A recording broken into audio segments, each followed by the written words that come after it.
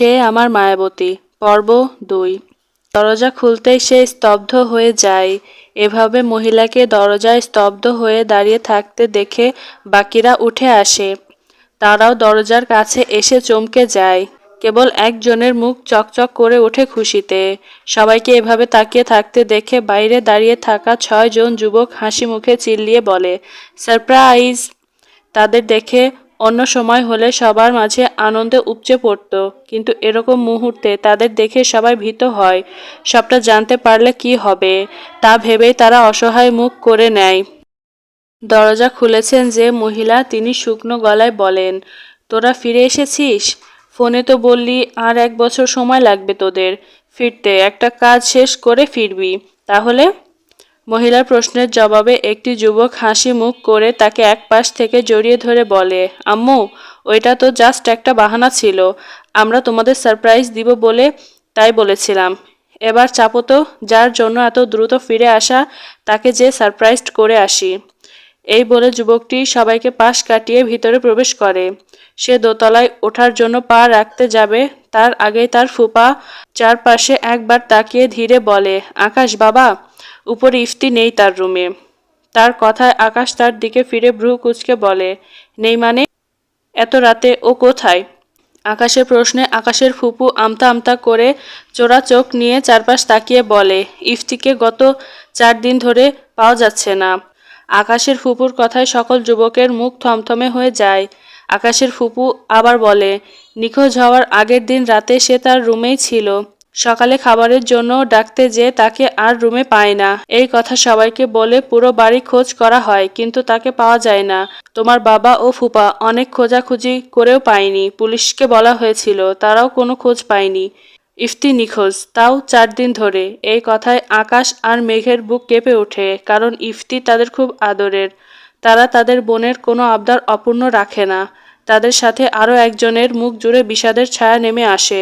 তার প্রেয়সী, তার ভালোবাসার মানুষটি নিখোঁজ। ভাবতেই তার দম বন্ধ হয়ে আসে।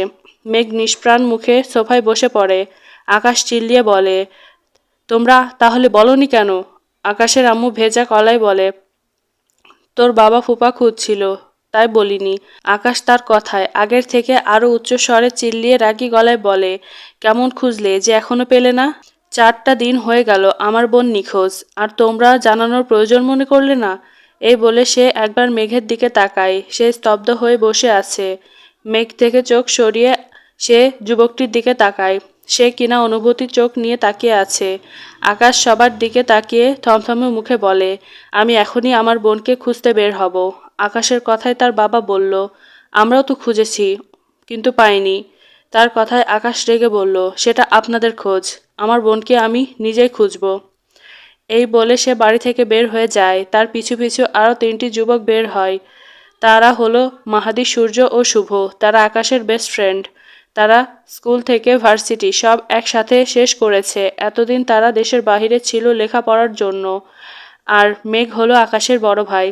সে ব্যবসার কাজে আকাশের সাথে গিয়েছিল। তারা ইফতিকে সারপ্রাইজ দিবে বলে তাদের আরও ১ বছর লাগবে বলেছিল ফিরতে, কিন্তু তারাই এসে সারপ্রাইজড হয়ে গেল। আকাশরা বের হয়ে যেতেই মেঘ দাঁড়িয়ে থাকা যুবককে নিয়ে সেও বের হয়। যুবকটি হলো আকাশের ফুফাতো ভাই ইরার আপন বড় ভাই ইহান। সে আকাশের সমবয়সী, তাই তার সাথে বাহিরে লেখাপড়া করছিল। কথা ছিল তার স্টাডি শেষ হলে দেশে ফিরে তার সাথে ইফতির বিয়ে হবে। সে আর ইফতি একে অপরকে ভালোবাসে। সে রোবটের মতো অনুভূতি শূন্য চোখ মুখ নিয়ে মেঘের সাথে বের হয়। সকাল হতেই বৃষ্টির চাচা ডাক্তার নিয়ে আসে। ডাক্তার ইফতিকে চেক আপ করে তার মাথায় ব্যান্ডেজ করে দিয়ে প্রয়োজনীয় ওষুধ লিখে দিয়ে যায়। লোক পাঠানো হয় ওষুধ নিয়ে আসতে। বৃষ্টির চাচি ইফতিকে নাস্তা খাইয়ে দিয়ে চলে যায়। সে যেতেই একে একে বৃষ্টি, মিষ্টি, সৃষ্টি, দৃষ্টি রুমে এসে তার দিকে চোখ পিটপিট করে তাকিয়ে থাকে। ইফতি মুচকি হেসে তাদের বসতে বলে। এর মধ্যে নদী রুমে আসে। নদী মুচকি হেসে ইফতিকে জিজ্ঞেস করে, তোমার এখন কেমন লাগছে? ইফতি মুচকি হেসে নদীর প্রশ্নের জবাবে বলে, অনেকটাই ভালো। নদীর কথায় হেসে আচ্ছা বলে এবার দৃষ্টিদের দিকে তাকিয়ে ধমকে বলে, তোদের সাহস খুব বেশি হয়ে গেছে, তাই না? অত রাতে তোরা নদীর ধারে কেন গিয়েছিলি? নদীর ধমকে ওরা চারজন কোনো জবাব না দিয়ে ঠোঁটে ঠোঁট চেপে বসে থাকে। ইফতি নদীকে থামতে বলে, ওদের ধমকিও না, ওরা না থাকলে হয়তো আজকে আমিও এখানে থাকতাম না, ওদের জন্যই তো এখন সুস্থ আছি। ইফতির কথায় নদী তার দিকে মনোযোগ দিয়ে বলে, আচ্ছা তুমি অত রাতে নদীর ধারে আহত অবস্থায় কি করে আসলে? তোমাকে তো আমাদের এখানকারও মনে হচ্ছে না, তাহলে নদীর ধারে কি করে আসলে তুমি? আর তোমাকে আহতই বা করলো কারা? নদীর প্রশ্নে ইফতির মুখ চুপসে যায়। সে আমতা আমতা করে বলে, আসলে আমার কিছু মনে পড়ছে না, শুধু মনে আছে কিছু লোক আমার পিছু নিয়েছিল আর আমি তাদের থেকে বাঁচার জন্য প্রাণপণে দৌড়াচ্ছিলাম। দৌড়ে দৌড়ে এক সময় এখানে চলে আসি, তারাও আমার পিছু পিছু এখানে চলে আসে। আমি তাদের থেকে লুকিয়ে একটা গাছের পিছে আড়াল হয়ে দাঁড়িয়েছিলাম, কিন্তু তাদের মধ্যে একজন আমাকে দেখে ফেলে, তাই আমি আবারও দৌড় দেই। আর তখনই তাদের একজন আমাকে পিছন থেকে মাথায় আঘাত করে আর আমি নদীতে পড়ে যাই। আঘাত নিয়েই আমি সাঁতার কেটে নদীর এপারে চলে আসি। তারা এপারে আসার আগেই বৃষ্টিরা আমার কাছে চলে আসে। ইফতি এটুকু বলে দম নিয়ে সবার দিকে তাকিয়ে হালকা করে হাসে, কারণ সে তাদের সবটা সত্য বলেনি, কিছুটা সত্য কিছুটা মিথ্যে। সে যখন গাছের আড়ালে ছিল তখন কিছু অসহনীয় সত্য সে শুনতে পায়, যার জন্য সে আর তার আগের জায়গায় ফিরবে না বলে সিদ্ধান্ত নেয়। ইফতিকে চুপ করে থাকতে দেখে নদী তাকে কিছু জিজ্ঞেস করে না তার পরিবার সম্পর্কে। সে বৃষ্টিদের দেখিয়ে বলে, ও হচ্ছে আমার বোন বৃষ্টি, আর ও হচ্ছে আমার চাচাতো বোন মিষ্টি। ওরা দুইজন হলো দৃষ্টি আর সৃষ্টি। ওরা আমাদের পাশের বাসায় থাকে। এরা দুইজনও আমার ছোট বোন। দৃষ্টি আর সৃষ্টি নদীর কথা শুনে মিষ্টি করে হাসি দেয়, কারণ নদী তাদের কখনোই মিষ্টি দৃষ্টির থেকে আলাদা ভাবে না, তাদের চারজনকেই সমানভাবে ভালোবাসে। নদী পুনরায় বলে, আর আমার নাম হলো নদী। তোমাকে দেখে আমার সমবয়সী মনে হচ্ছে, তাই তোমাকে নাম ধরেই ডাকছি।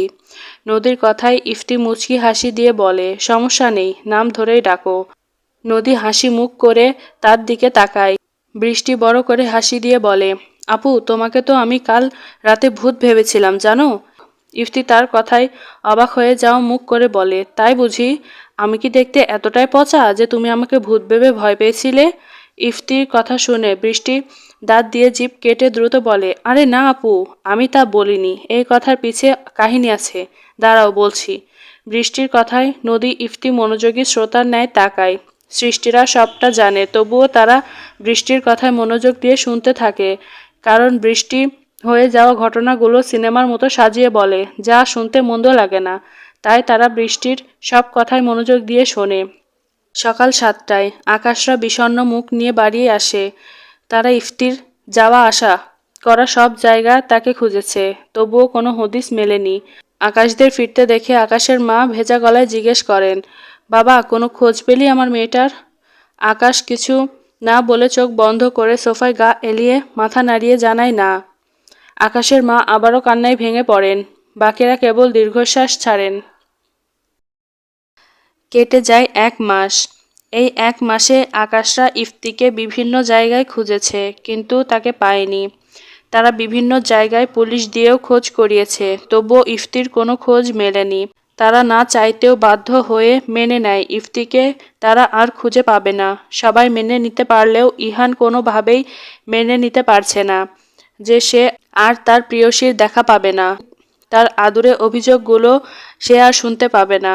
কেউ আর তার সাথে অভিমানী গলায় কোনো আবদার করবে না। তার দিন রাত যায় ইফতির স্মৃতি ভেবে।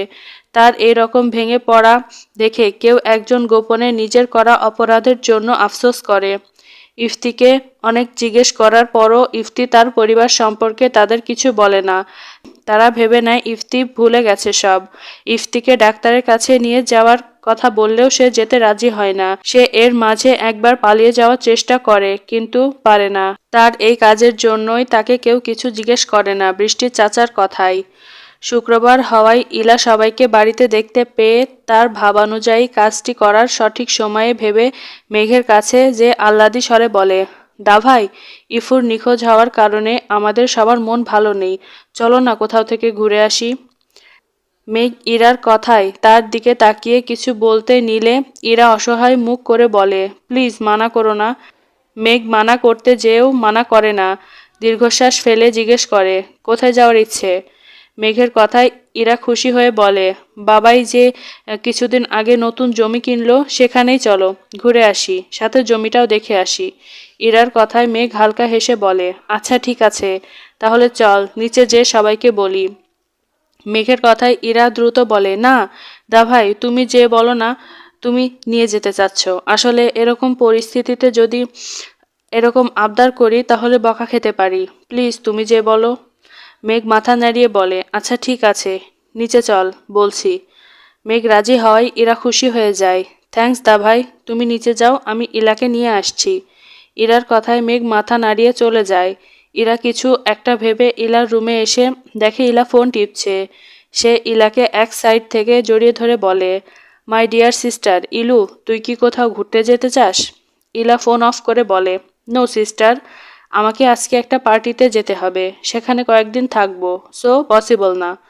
ইরা ইলাকে ছেড়ে দেয় আর বলে, ভেবে দেখ, তুই যদি ঘুরতে যাস তাহলে আকাশের সাথে টাইম স্পেন্ড করতে পারবি। এমনও হতে পারে আকাশ তোকে ভালোবেসে ফেলতে পারে।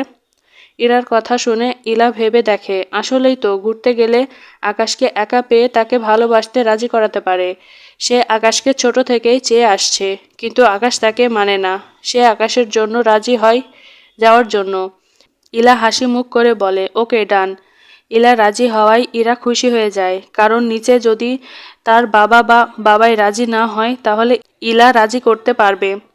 সে ইলাকে রাজি করানোর জন্যই ভেবেছে, কারণ বাড়ির সবাই জানে ইলা খুব জিদি। সে যা চায় না পাওয়া অবধি চুপ থাকে না। তারা দু বোন নিচে আসে বাকিদের মতামত জানতে। ইরাদের নামতে দেখে মেঘ তার বাবাকে বলে, আব্বু, আমরা চাচ্ছিলাম তুমি নতুন জমি যে কিনলে সে জায়গাটা ঘুরে আসতে। মেঘের কথায় সবাই তার দিকে তাকায়। সবার এভাবে তাকানো দেখে কেউ কিছু বলার আগেই ইলা বলে, ইয়া, জানি যে এরকম পরিস্থিতিতে আমাদের এইসব ভাবা ঠিক না, কিন্তু আর কতদিন আমরা ইফতিকে খুঁজবো? এতদিন তো খোঁজা হলো, তাও তো পাওয়া গেল না। তাই মাইন্ড ফ্রেশ করাতে চাচ্ছি আর কি। প্লিজ তোমরা কেউ নেগেটিভ কমেন্ট করবে না।